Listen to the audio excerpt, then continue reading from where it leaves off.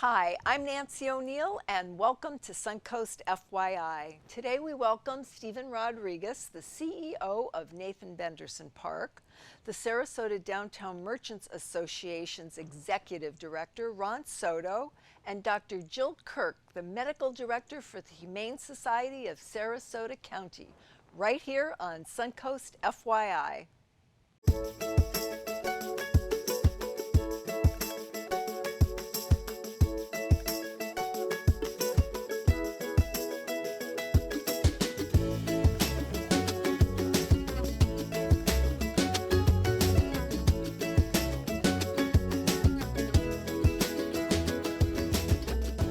Benderson Park Conservancy is dedicated to improving the quality of life in the community by maintaining the 600-acre park south of University Town Center. And with me today is Stephen Rodriguez, the CEO of Nathan Benderson Park Conservancy, and he's very excited to tell us about all the upcoming events Nathan Benderson has to offer. Thank you so much for taking the time.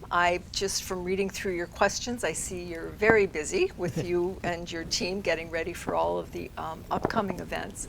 I know you're going to kick off an international event this weekend. Can you tell us what that's about, please? Well, no, thank you for having us here. Of course. And yeah, this weekend's a very exciting time because we're starting off our Sarasota Bradenton Triathlon, which also has been designated an America's Cup Triathlon. So the America's Cup is basically the Olympic governing body for all national triathlon federations in the Americas. And they come together and they have different point cups that lead up to each quadrennial into Olympics. So these athletes are here gaining points to earn a place in the Paris Olympic Games in 2024. Wow, awesome! Now, is this the first time that you've hosted this? No, we've had the Sarasota Bradenton Triathlon in this designation for a number of years, for probably about over 5 years, competing here every year in March. And this year we have over 400 athletes joining us, and we have about 16 countries represented this year. Wow. It's always nice to, I like to kind of fill people in who just moved to our beautiful area, how long these things have been taking place. So you're well established, and they're great events, and really people need to come out and experiencing them.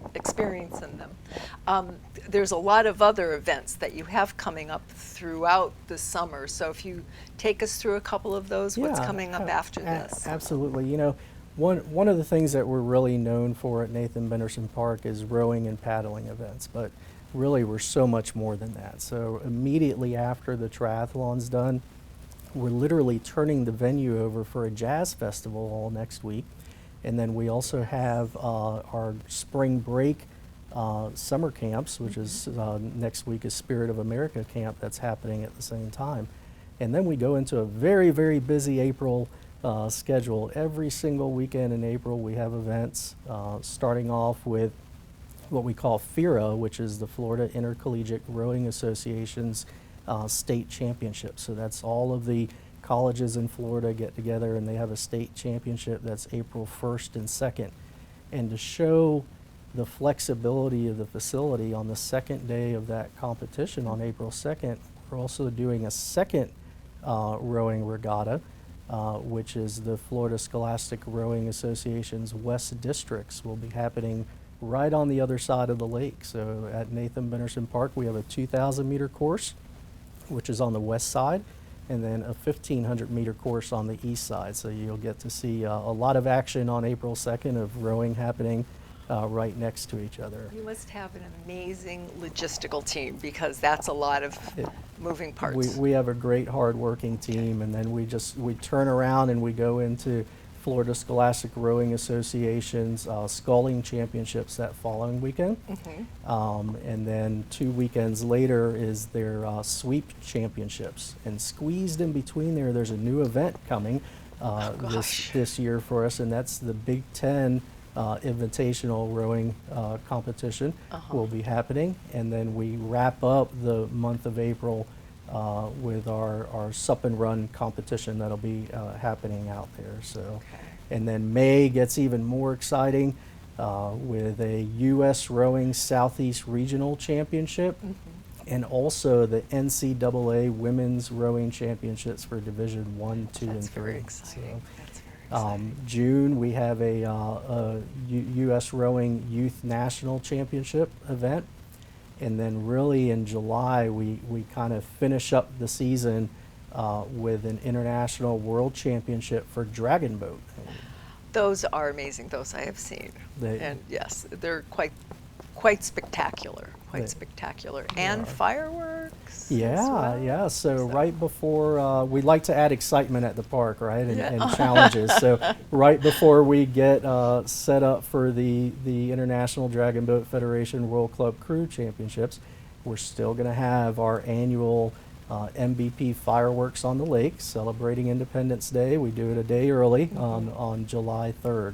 And we get close to 20,000 people come out to the park in the UTC area to enjoy the fireworks show and live music and entertainment. This is all free and open to the public. So yes, yeah, it's all open to the public, Okay. and you know, for the fireworks we have a parking charge, but everything's free. You could walk into to the festivities for the fireworks.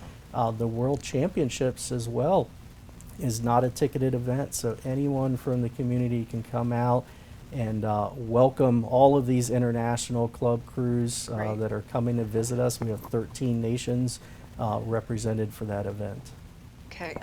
Where can people go to view this? I mean, do they just stand, or are there actually stadium seating? Yeah, how is that? so we do. We have a set of bleachers that are our grandstands that are typically the viewing area, specifically for the World Championships. That'll be the viewing area for spectators, and that's near the finish line. The nice thing about Dragon Boat is the distances are shorter, so you really get to see right from Regatta Island, which is the center of our event festivities.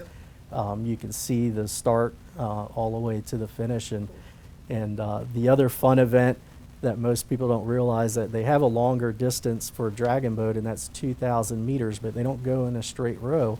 They actually do an oval shaped course, so it's like the NASCAR of Dragon Boat racing. It's fun. Well, very cool. Please tell our viewers your website information so they know where to go. Absolutely. So anyone that's looking for information on events, camps, or anything else happening at Nathan Benderson Park, you visit nathanbendersonpark.org. Thank you so much, Mr. Rodriguez, and look forward to enjoying your spring and summer events. Great. Thank you. We look forward to seeing you. Thank you. Joining me next is Ron Soto, the Executive Director of the Sarasota Downtown Merchants Association, to tell us about the upcoming French-style outdoor marketplace at 5 Points Park. So please stay tuned.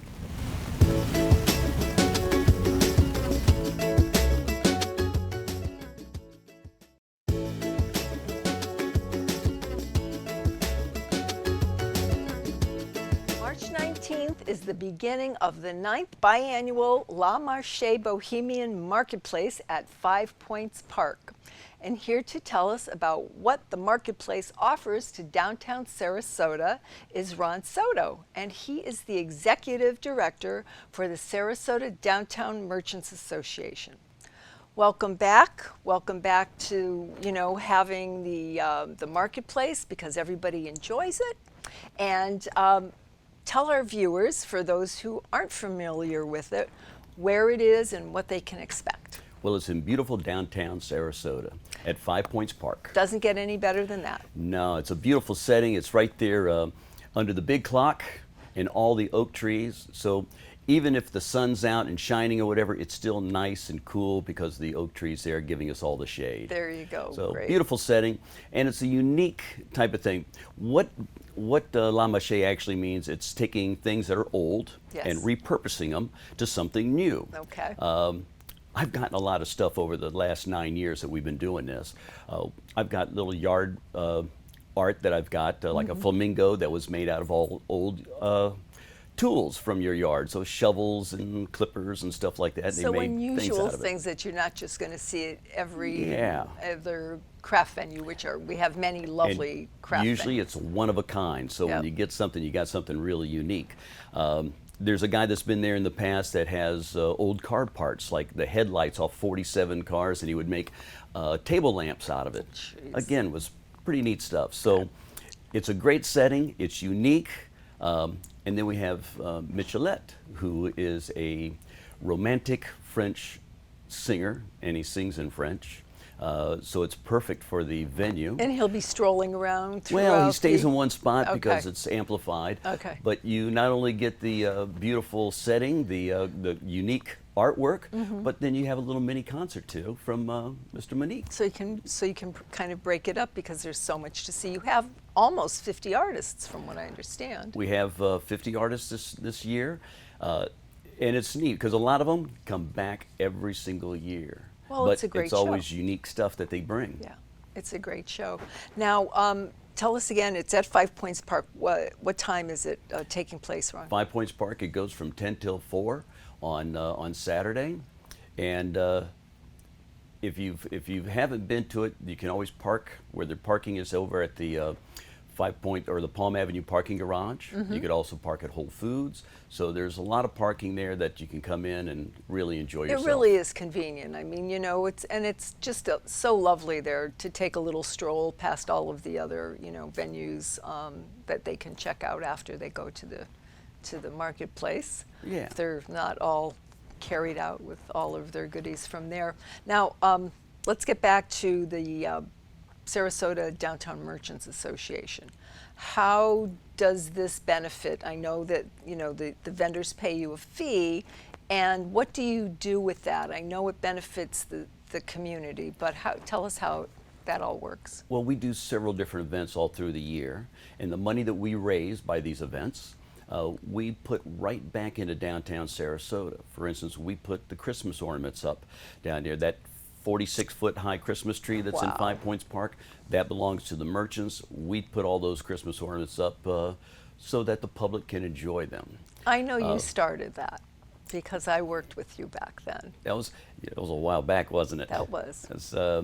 Then some of the things we do a First Friday where we have music playing on the streets. So the money we raise here helps pay for those musicians to come out and play. We also, on the First Friday, have a horse and carriage that comes out and gives horse and carriage rides through downtown Sarasota, and it's all free to the public. Aw. So come out to La Mache, support it, and then come out on First Friday and have a buggy ride on us. Okay. So what else happens on First Fridays? Well, it starts off at 5 o'clock with the music on the streets and the horse and buggy rides, and then it goes up into around 8 o'clock where we have Fresh Friday, which is usually a little block party and stuff that we have on the streets, and that goes till 10 o'clock at night. So there's something there for everybody. Yeah, that's the beauty of it, right? Yeah. Well, tell our viewers your website so they know where to go, because I'm sure they're going to want to find out more information about where it is again, and you know, times and everything. It's you know, we want to refresh their memories. You can find us on Facebook at Destination Downtown Sarasota. Okay. All right. Also on Instagram, Destination Downtown Sarasota. Go to Facebook, follow us, like us, and then on the other stuff that we do, you'll all be informed on that. For instance, we also put on New Year's Eve, which is the Pineapple Drop. That's been going on now for 22 years. Wow. We do a seafood festival in downtown Sarasota. We do a lot of different things all through the year. So the downtown Sarasota merchants do all of that. We try and make downtown a great place to come, party, stroll, dine, and don't forget, shop. Absolutely. Well, thank you so much for being here, and thank you for all your hard work, because like I said, I know you've been doing this for a number of years, and it's because you're passionate about it. Well, it's supposed to be a one-year gig, and now it's about 15 years ago. Funny how you get roped into things like that, right? Yeah, it's okay. You know what? After everything's done, you look back and you see how well it came out and stuff, and it's gratifying. You do have a couple other people that, if you'd like to mention them, we have a moment. Well, we have Darcy's, who's Darcy's clothing store downtown. Yep. Harmony, who owns Lotus downtown, so that's the president and vice president of the association now, and I've gone more into the fundraising and executive, more concierge, as I like to say. Right. Okay, and you have somebody there that helps you with the show. They do, yes. Okay. And you know what? Without Chris Bear, none of this be possible. There you go. That's All right. Yep, I know. She's been quite instrumental again for so many years. She handles all our paperwork and does everything. So yeah, we do have a lot of help. Thank goodness. You need it. I know. It's a big task. Well, thank you so much for being here, and we'll look forward to seeing you on March 19th at Five Points Park. That's Saturday. All right. All right. Bye-bye now.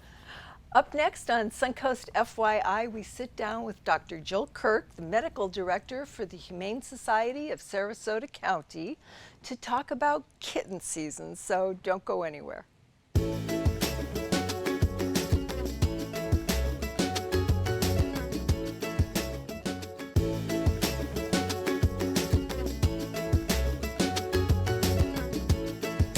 For just over 70 years, the Humane Society of Sarasota County has been an invaluable resource for the furry animal residents of our county.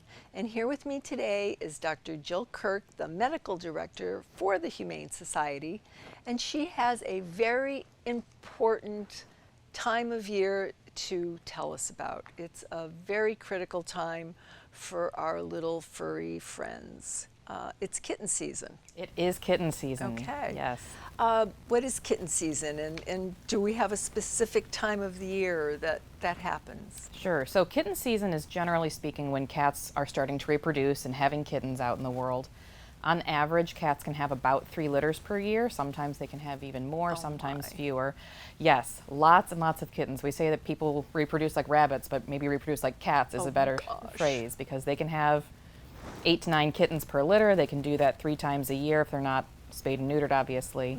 In Florida, kitten season sort of never stops. Up north where it gets cold and freezes, kitten season is much shorter, but down here, we generally think March through October is our kitten season, and we're starting to see our numbers creep up right now. Okay. And it's critical why, Dr. Kirk? It's very important to us in shelter medicine and to every veterinarian, because there are so many cats without homes, or cats that are still intact, they haven't been spayed or neutered, and they're starting to have kittens. And the shelters can easily and quickly become overwhelmed with kittens. Once these kittens start being found and brought into shelters, the shelter is the worst place in the world for a kitten. It's like bringing a newborn baby into daycare. They're going to pick up germs and diseases and things that can be life-threatening at their age with their... And no social skills. Absolutely. You know? Yeah. What do you recommend if someone sees a mom with a litter of kittens, or they find kittens? What should they do? So my favorite thing to tell people to do is watch and wait. So lots of people, as soon as they see kittens, will say, oh my gosh, they need help. And that's not always the case. The best place for these kittens to be is with their mom. Obviously, we do want to get them spayed and neutered. So if you're able to trap mom, bring her into the Humane Society, or there are other local rescues around that are offering what we call trap, neuter, return services to get them altered so that this cycle of kittens stops happening, that's best. But if you see little kittens that are by themselves, if they're cold, if they're crying, those are kittens that need help. Okay, so that's a good telltale sign, because the mother may be just out hunting for food. Absolutely. Mom has to go and hunt. So Right. if they're warm and quiet and just looking at you, Yeah. watch and wait. See if mom comes back. It could take a few hours, but the little tinies, if they're crying, they usually need help at that point. All right. Now, you said that there were resources where people could Yes. take advantage of. Yes. So they can always call the Humane Society of Sarasota County if they found cats, even if they just have questions. We're there to answer questions. There are also lots of other spay-neuter groups in the Sarasota area that can help with surgery if you've found a cat. Even if it's a cat that you can't touch, we can talk you through how to get a trap, how to set a trap. But we can absolutely get these cats spayed and neutered so that these kitties that are living out in the world don't, get hit by a car or picked up by a predator. Right. Now, so there are other ways, though, that the community can help. Obviously, not everybody's going to run across a cute little Sure. litter of kittens. Sure. What can they do to help the Humane Society, Doctor? We are always looking for foster parents. It's one of the most rewarding jobs that you can do. I've been a cat foster parent for longer than I care to say. Okay, but how many of them have you kept? That's what I'm nervous about. I have not kept a single foster. For Okay. me, it's the easiest thing in the world to say goodbye to them. Of course, it's hard and it's sad to say goodbye, but for me personally, I see them moving on to their new life, and that's about the job, is you help them through that critical part when they are in the most critical part of their life, and you were able to say, here's your new home. You know, I always get a little sad when I say goodbye to them, but I know that the work that I'm doing and that so many of our wonderful foster parents are doing is keeping these kittens out of the shelter, keeping them warm, keeping them fed. And the older they are, the easier they are, but we are happy to talk anyone through the fostering process. And what is that like? We have a little bit of time. What is the fostering process like? So we always have fostering classes, but if you find kittens on the road and you think, hey, I've got the time, I can help these cats, we are happy to talk you through that. When they're really young, so when they're between being a newborn and about 3 to 4 weeks old, they do need to be bottle fed. And we can provide you with the bottles, the milk, the training. They also have to be helped to go to the really? bathroom because mom would lick them. So Okay. obviously we're not going to do that, but we can talk people through that. Okay. The younger they are, the more often they need to be bottle fed. So the newborns are the most difficult, every 2 to 3 hours throughout the night. So you're setting an alarm, you're making up a bottle. But that lasts a couple of weeks. And if you have multiple people in the home, it's a lot easier. You can trade off in shifts. Yes. But at about 3 to 4 weeks, they start eating soft food. So then you don't have to wake up throughout the night quite as often, maybe just once throughout the middle of the night. Okay. But we're happy to talk to people about how to do this and how they can help us. Okay.